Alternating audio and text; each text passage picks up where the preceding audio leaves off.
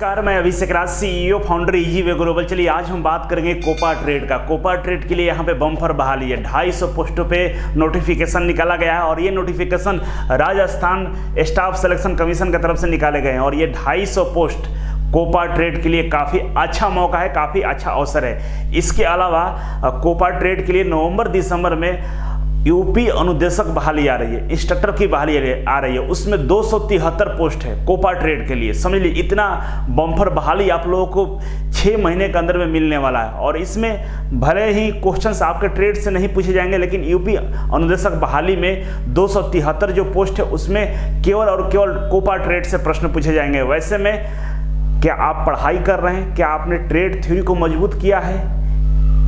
फैसला आपके हाथ में है। खासकर मैं लड़कियों से कहना चाहूँगा कि आपने कोपा ट्रेड से ITI किया, CITS किया, इसके बाद घरों में बैठी हो, टाइम पास कर रही हो, घरों में खाना बना रही है, तो ध्यान रखिएगा आपके पास वक्त नहीं है। ना आपके पास वक्त है, ना आपके घर वालों के पास वक्त है। 2 से 3 साल में आपका पूरे ज़िंदगी का फैसला हो जाएगा कि आपको क्या करना है। पूरे जीवन किचन में बैठकर खाना बनाना है, बच्चों का कपड़ा साफ करना है, सास पतों का तेल लगाना है, क्या करना है डिसाइड कर लीजिए।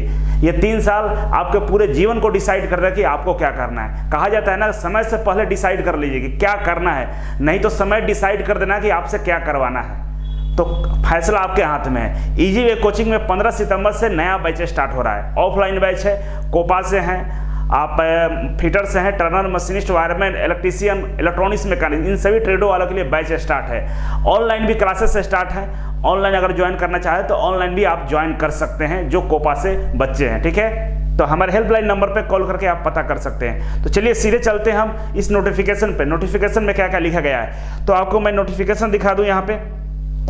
तो नोटिफिकेशन अगर आप देखेंगे तो इस तरह से ये नोटिफिकेशन डेट यहाँ पे देखिए 3/9/2021, 3 सितंबर को ये नोटिफिकेशन जारी किया गया है। कहाँ से? राजस्थान कर्मचारी चयन आयोग की तरफ से। ठीक है, और इसमें टोटल पोस्टों की बात करें तो यहाँ पर देख सकते हैं टोटल पोस्ट 250 है। 250 पोस्ट है और इसमें 2 तरह की पोस्ट निकाली गई है। राजस्थान, पूरे राजस्थान को 2 भागों में बांट दिया गया है। पहला भाग होता है गैर अनुसूचित क्षेत्र और दूसरा भाग होता है अनुसूचित क्षेत्र। तो जो गैर अनुसूचित क्षेत्र है, ये वाला जो गैर अनुसूचित क्षेत्र है, जिसमें 220 पदों पे बहाली निकाली गई है, इसमें सभी लोग अप्लाई कर सकते हैं। ठीक है, राजस्थान के लोग और राजस्थान से बाहर वाले भी बच्चे जो कोपा से हैं वो इसमें अप्लाई कर सकते हैं 220 वाले में। लेकिन अनुसूचित क्षेत्र जो है, इसमें केवल इसी क्षेत्र के जो व्यक्ति ITI किए हैं कोपा ट्रेड से, बीटेक किए हैं कोपा से, डिप्लोमा किए हैं कंप्यूटर साइंस से, तो कंप्यूटर साइंस वाला इसमें अप्लाई कर सकते हैं। मतलब उसी क्षेत्र का, ये बाहर सभी राज्यों के बच्चे इसमें अप्लाई कर सकते हैं। ठीक है, अब हम बात करेंगे नेक्स्ट, इसमें फॉर्म कैसे भरना है। देखिए, तो ऑनलाइन ये फॉर्म भरना है। ऑनलाइन फॉर्म भरने के लिए आप हमारे जो दूसरा चैनल है ITI इंस्टीट्यूट, इसको सब्सक्राइब कर लीजिए। इस चैनल पे शाम तक वीडियो अपलोड हो जाएगा कि इसका फॉर्म ऑनलाइन कैसे भरना है। स्टेप बाय स्टेप हम लोग फॉर्म को भर के बताएंगे कि आपको फॉर्म किस तरह से भरना है। तो जल्दी से इस चैनल को सब्सक्राइब कर लीजिए। ठीक है, डिस्क्रिप्शन बॉक्स में लिंक मिल जाएगा। और ये जो नोटिफिकेशन है, इस नोटिफिकेशन को अगर आप चाहते हैं लेना तो हम टेलीग्राम ग्रुप में डाल देंगे। टेलीग्राम ग्रुप मेरा ज्वाइन कर सकते हैं। ठीक है, तो आगे बढ़ते हैं। ऑनलाइन फॉर्म भरने के बारे में आप उस चैनल पर समझ लीजिएगा। सीधे मैं जिसमें जो अब यहाँ पे देखिए, ये हो गया फॉर्म, जो रिक्तियां हैं, सीटें हैं, सीटों का अलग अलग विवरण दिया गया है। पहला समझिए, यहाँ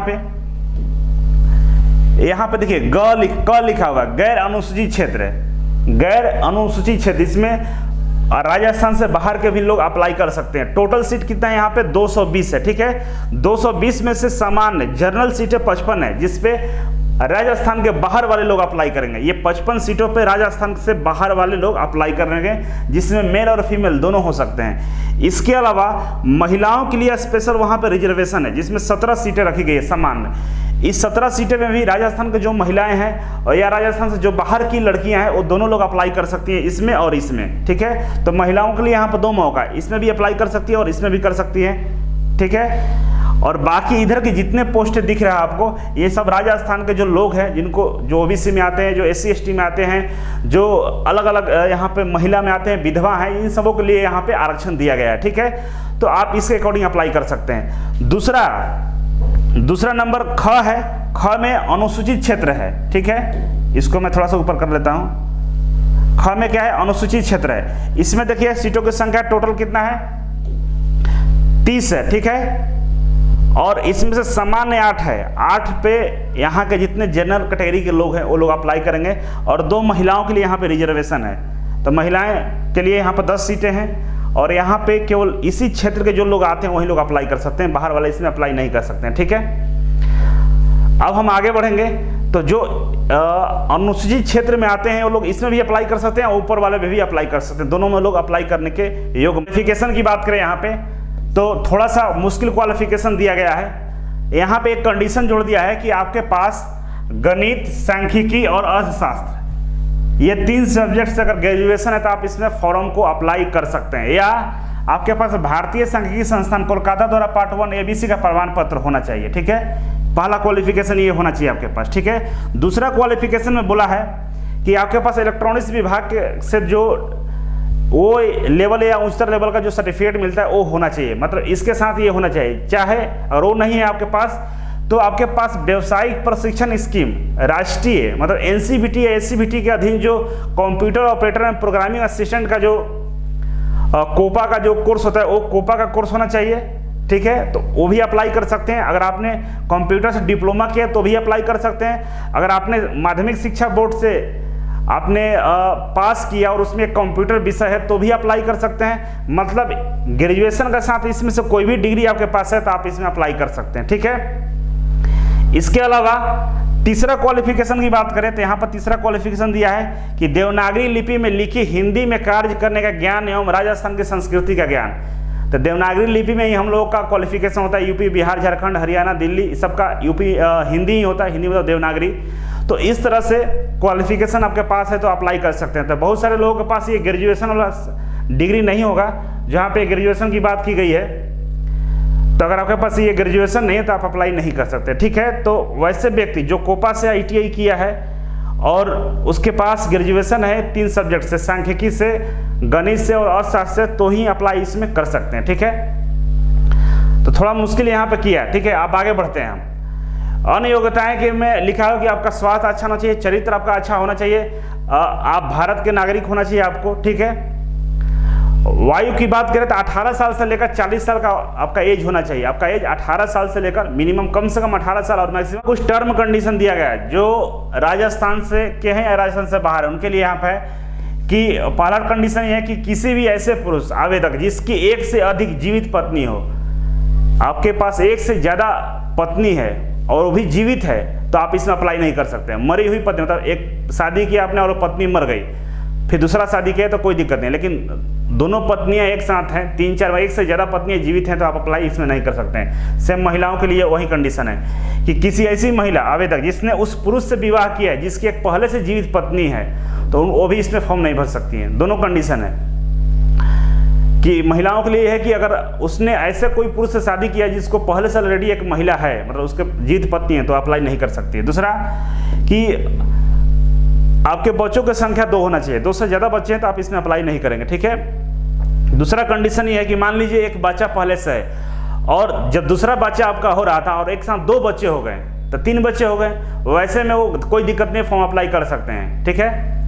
तो इस तरह से इसमें प्रश्नों की संख्या कैसे रहेंगे, किस तरह से क्वेश्चन आपसे पूछे जाएंगे, एग्जाम कैसा होगा, ठीक है। एग्जाम की बात करें तो पार्ट ए और पार्ट बी 2 पार्ट में एग्जाम होगा।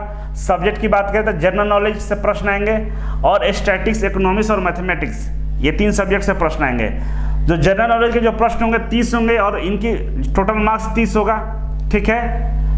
दूसरा जो क्वेश्चन रहेगा स्टैटिक्स, इकोनॉमिक्स और मैथमेटिक्स का, उसमें प्रश्नों की संख्या 70 रहेगा और 70 मार्क्स के रहेंगे, ठीक है। 2 घंटा आपको टाइम दिया जाएगा, ठीक है। इसके अलावा निगेटिव मार्किंग है, इसमें 1/3 निगेटिव मार्किंग है, मतलब 0.33 नंबर काट लिए जाएंगे प्रत्येक गलत आंसर के लिए, ठीक है। टोटल 100 क्वेश्चन रहेंगे और मल्टीपल चॉइस क्वेश्चन होंगे।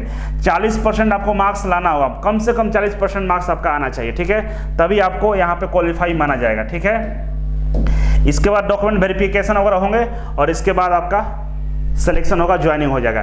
किसी भी डाउट के लिए कोई पूछना, कुछ बात करना, कुछ पूछना हो तो आप ये हेल्पलाइन नंबर पे कॉल करके आप पूछ सकते हैं, बात कर सकते हैं, ठीक है। तो इस तरह से इसमें आप अप्लाई कर सकते हैं और आगे जो भी इसका अपडेट आएगा हम बताने का प्रयास करेंगे और आई होप कि आप लोग इस फॉर्म को भरेंगे और इस चैनल पर नहीं तो सब्सक्राइब कर लीजिए, आगे हम इस तरह के नोटिफिकेशन लेकर आते रहेंगे। तो चलिए आज के लिए इतना ही था। Thank you so much. फिर मिलते हैं आपसे एक नई वीडियो और एक नई जानकारी के साथ। तब तक के लिए नमस्कार।